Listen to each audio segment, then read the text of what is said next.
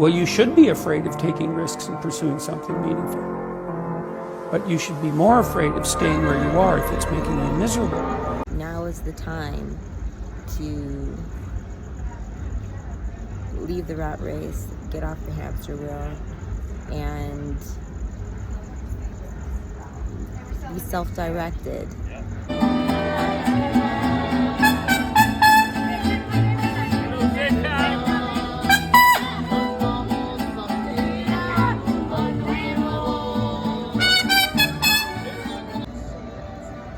Hey there, Kaleidoscope Klan. How's everyone doing? It's Mariposa Maát. It's a very beautiful, magical, mystical evening here in San Miguel de Allende.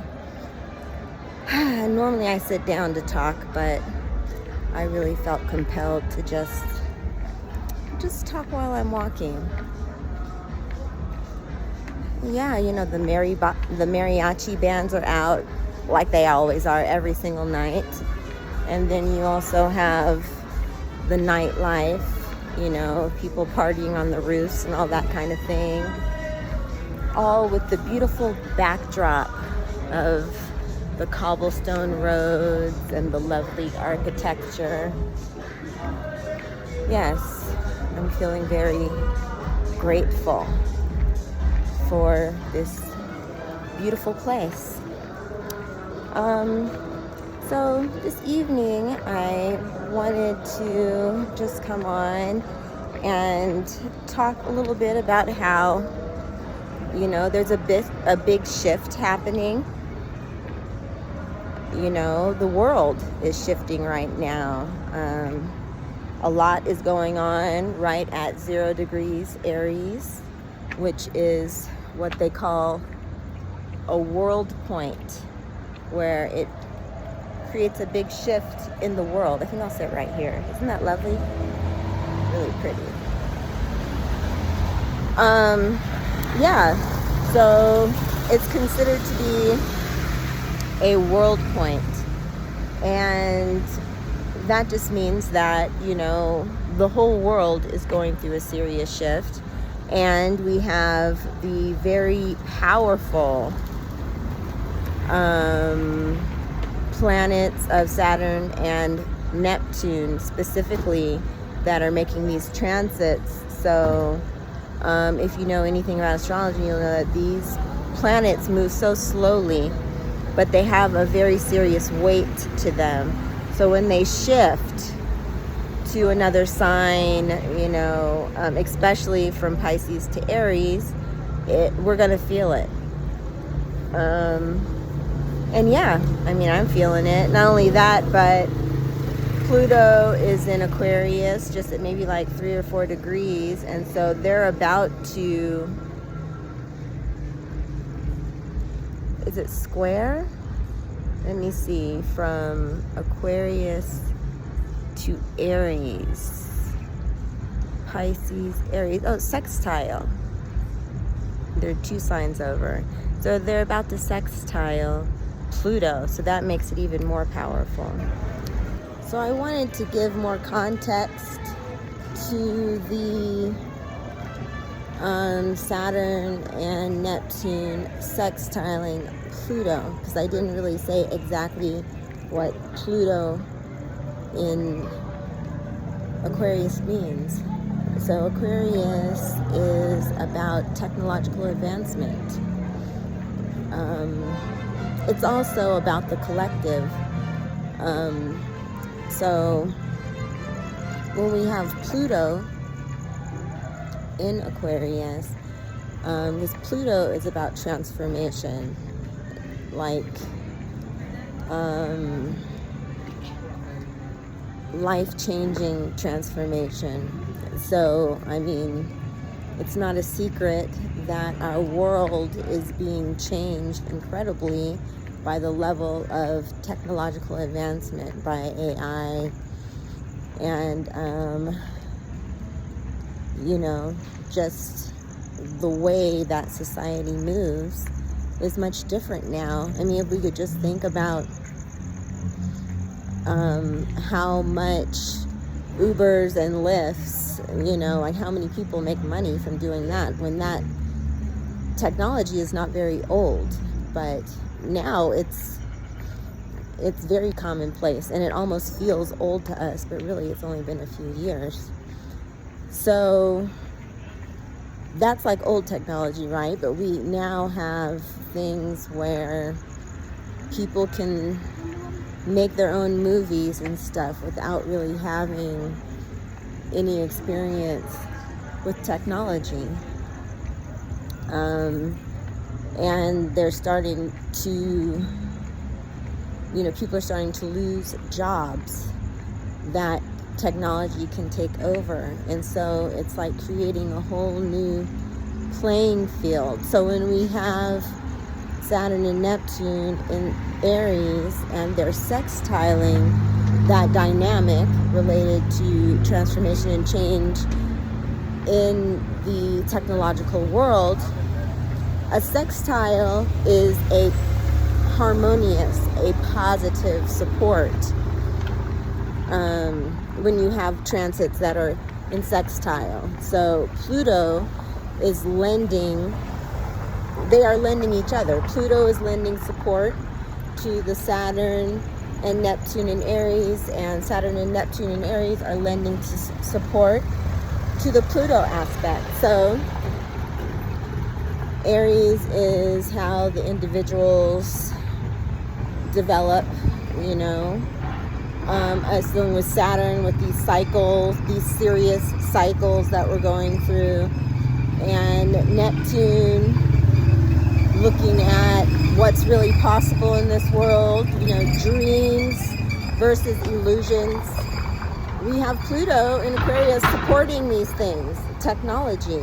So they're working together on our behalf in this particular transit, which is happening in the next week or two. And they'll be around there for some time because they take some time to move. Hello. So it's something that we're going to be experiencing for some time. And it's a good thing. It's a good thing that Pluto is in a sextile, because if it were in a square, it could be more of a challenge related to that, So it's an opportunity for us to take advantage of technology to support us in making the moves that we need to make individually. It is. I know that some people have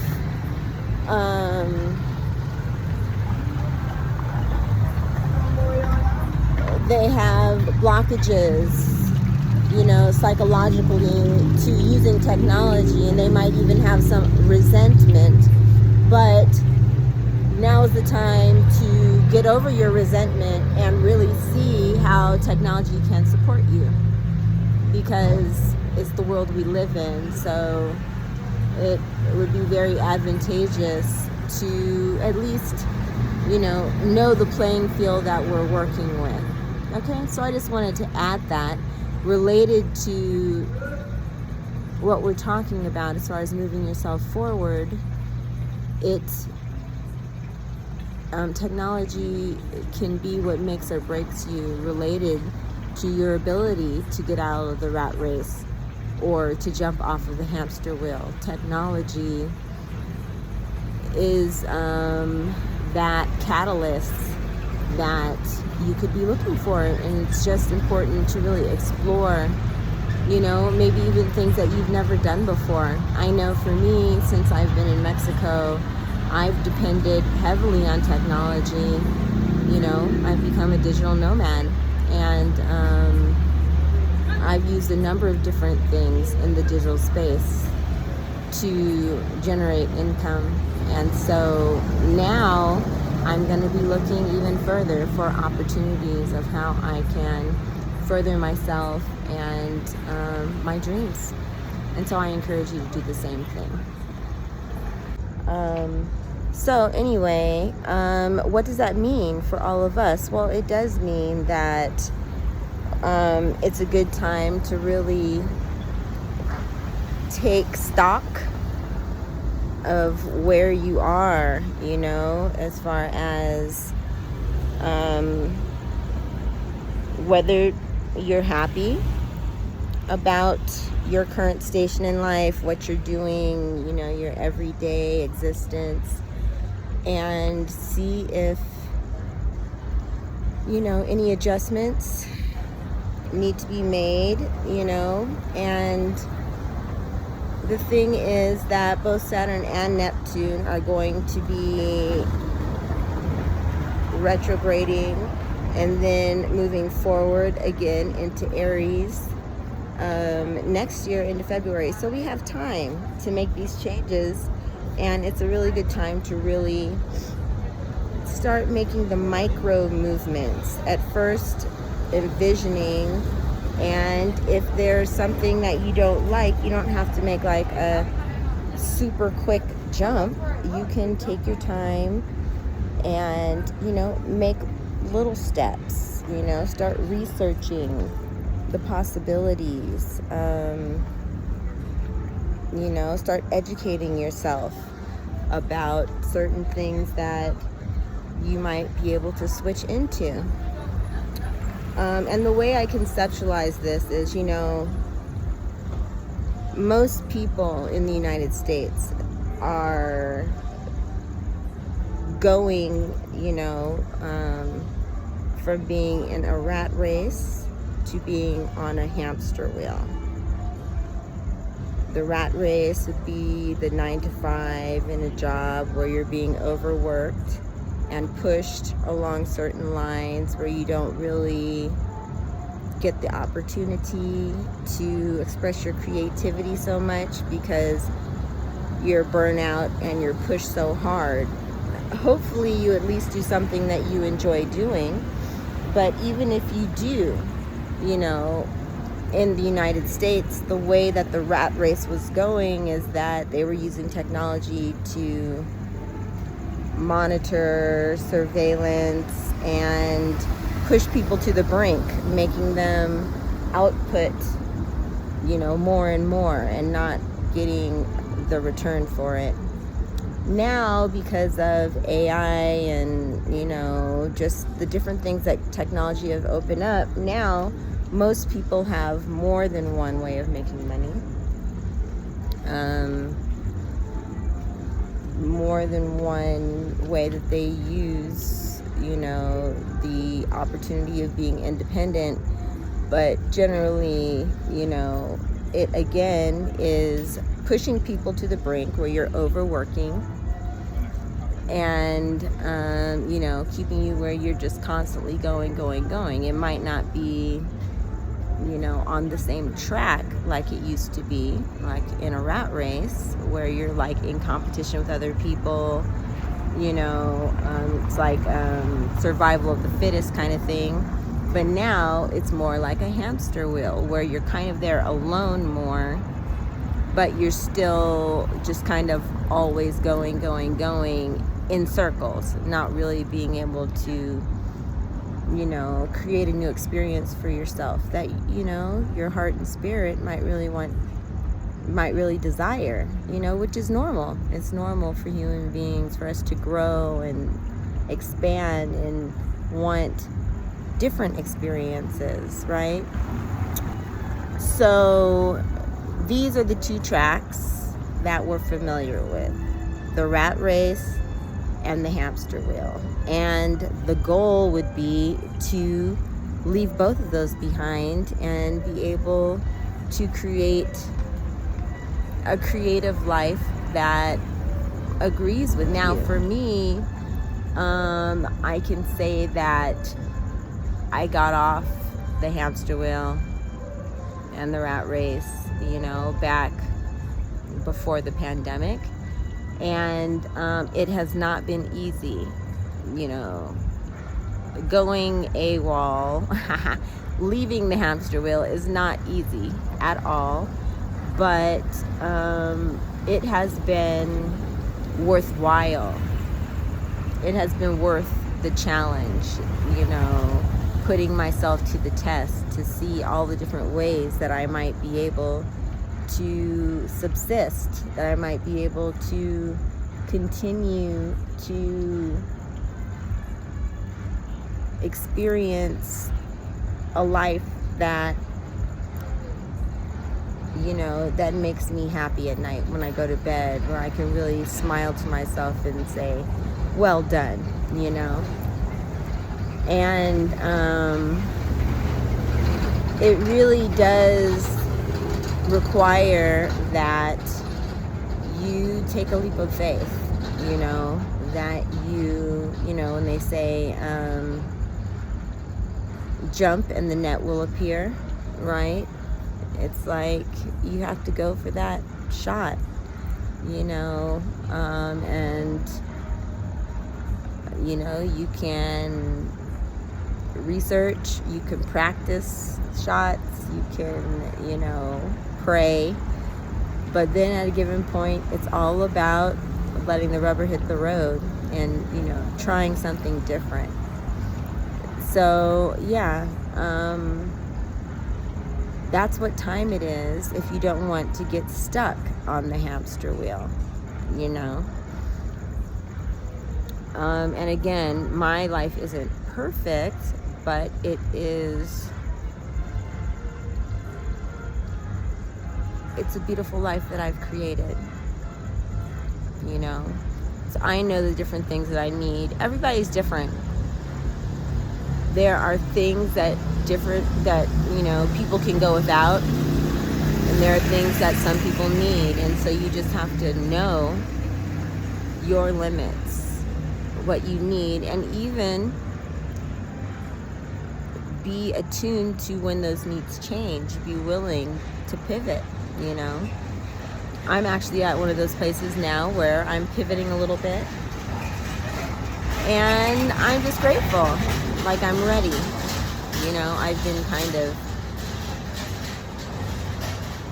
since I've been in this new environment, you know, I've had to kind of take time to scope out where I am, to just kind of feel into where I am, to know how to move. And so, you know, I had to give myself that space, not be too under pressure about producing, but, you know, always keeping in mind that I matter, my feelings matter, and I have to make sure that I feel good. So, that's something that I've really, you know, have made a focus since I have gone AWOL. I have been solo, and so making myself first priority has been really important. Not to discount, you know, that small voice inside of me, or my inner child, my real needs. I treat myself when I need to. I, you know, sleep in and relax when I need to. You know, I give myself permission, because this same person has to be a pioneer and has to be a warrior sometimes in order to make it through. So I have to leave space for all of myself. Ouch. Ow, I just scratched myself. So yeah, I just wanted to come on and say that now is the time to leave the rat race, get off the hamster wheel, and be self-directed. You know, it's Aries time. So that's what Aries is all about. At the same time, because we have Saturn in Aries and Neptune in Aries, Saturn would require that we are disciplined, that we take time to study and to be very serious about our choices. And Neptune would, you know, require that we allow ourselves to dream big, but at the same time, make sure that you're not deluding yourself. It's a delicate balance, right? So these are the things that we have to keep at the forefront of our minds right now. You know, yeah, this life is a very beautiful life. It's a very serious life. And so it's all about choices and how we go about laying out the time that we have. We all have the same 24 hours in a day. And so it is up to you. Okay, Kaleidoscope Klan, so I hope that gave you a little food for thought. And until next time, this is Mariposa Maát encouraging you to continue to embody your sacred transformation. Until next time.